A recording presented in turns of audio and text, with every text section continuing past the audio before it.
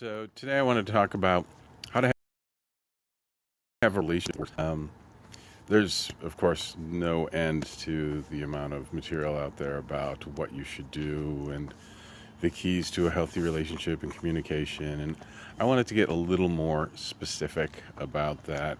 Um, what, in my experience, the number one thing I would say, the number one thing with a healthy relationship that I've noticed that maybe isn't talked about a lot is when both or one of the people in the relationship are talking and blame and judgment start coming out.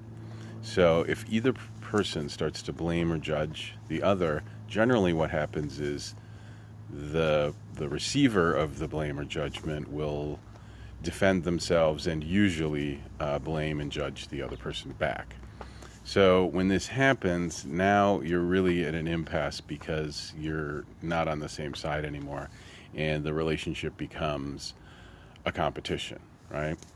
And another way this can happen when it's not even blame or judgment is if it's something transactional. So when, and I've seen this a lot where people have transactional relationships. If I do this, then you can do this. If I, give you a massage, then you can take me to the movies, whatever it is. And it sounds innocent. It sounds like, well, it's just a healthy exchange. And it's okay to do those things. It's okay for one person to give the person a massage and then the other person in the relationship to take them to the movies. But you want it to come from a place of giving, of generosity, not from a place of need and a place of taking, which is like a scarcity mentality. And it's also ultimately coming from a place of fear. So this can really happen in relationships. So transactional relationships can develop where people are doing one thing so that the other person can do something for them. But as soon as you start to transact, as soon as it's if I do this, you do this, then you're not on the same side anymore, and this is the most difficult and one of the most dangerous things that can happen with a relationship is when you're competitors, when you're not on the same side. Like as soon as you say I'll do this for you, it's like boom, picture it like a tennis match. The net has just gone up, you're on opposite sides and you're competing with each other. And this is the same thing that occurs when one of the people judges the other person.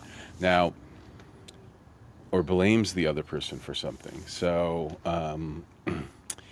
it's really difficult not to do this because you hurt my feelings because you could have said something terribly rude to somebody and their feelings became hurt.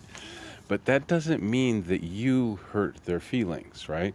So we're all responsible for our own emotions, and if our feelings are hurt, it's something that happened within us, right? So it's not really the fault of the other person. I mean, no matter what they said, outside of some violent or dangerous or illegal act, we're talking about normal relationship where something, I guess it is pretty normal for there to be violence, but in something outside of that, outside of something dangerous or violent,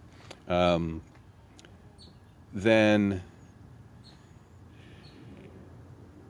we're responsible for our own, emotions. And even though it seems like it followed from the other person's, it really didn't, because if you're completely self-secure, if you don't have things about yourself you don't like, no matter what anyone says to you, it won't bother you.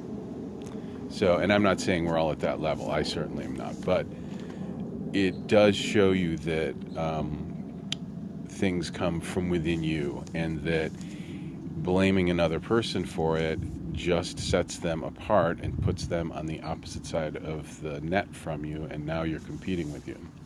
And then what will happen most likely is that person will respond with equal judgment or blame, usually self-defense first. I didn't do that, or I did it because of this, and then, but you did this, and then the full-blown argument starts. And, people, have a lot of, go through a lot of pain because of this. So it's good to remember that you're responsible for your own emotions, that emotions are yours and that they're not bad, no matter what the emotion is, no matter how you feel. Just accepting that emotion and sitting with it, I've talked about this before, will help you process that emotion. Whereas if you resist it, and when you blame someone else for it, when you blame someone else for causing that emotion in you, that means you're fighting the emotion, which is means you're not accepting it, right? So it's not like I'm not saying don't blame the other person because it's not nice to blame other people or that's a mean thing or bad thing to do.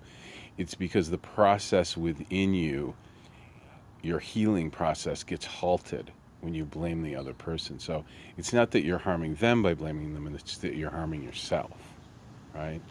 So it's good to remember that um, when these things arise within us, they're arising from us.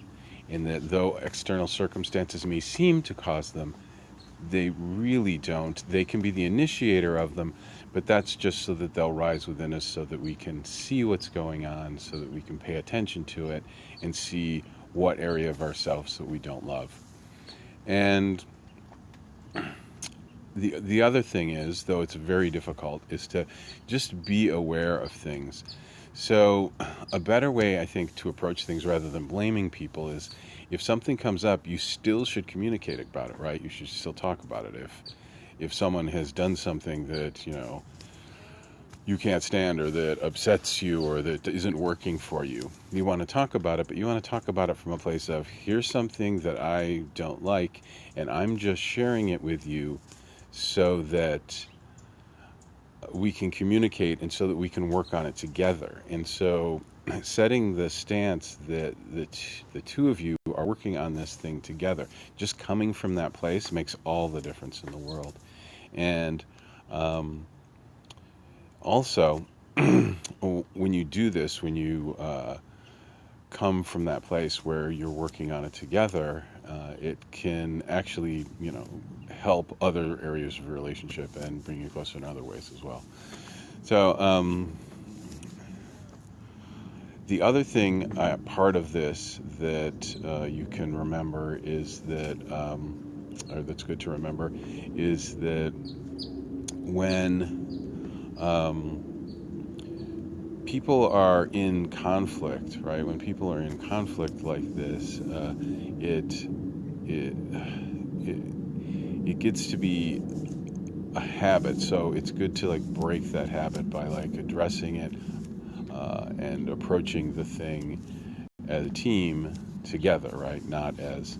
And what I've noticed is when this happens, if you just look at the thing, another part of this to remember is that um, if you want the relationship to change, the best thing to do is talk about it and just kind of point out that maybe you want it to change, but don't. Most of the time, especially if it's some inner behavior that just one of the people has, don't try to change it. The best thing to do is just look at it and don't work on it. Don't try to change it. Because when you try to change things, you're forcing them, right? You're using your will to change things. And what happens then most of the time is whoever's doing it just suppresses their natural behavior and then tries to change themselves and they act in a false way because they think it'll make the other person happy. But in the end, that's just going to shove down your emotions, create resentment, and really come back to bite you.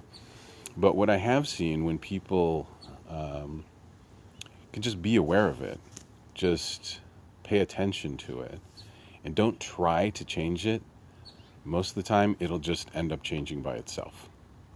So, just like magic. So that's something to try. About wrapping it up for today, and we will talk to you again in a couple days. And don't forget to comment and please send questions. I want to do a Q&A of a lot of the questions that come in pretty soon. So if you want to get a question in, I'll address that in a video pretty soon. So comment, send questions, and like and follow. Have a great day.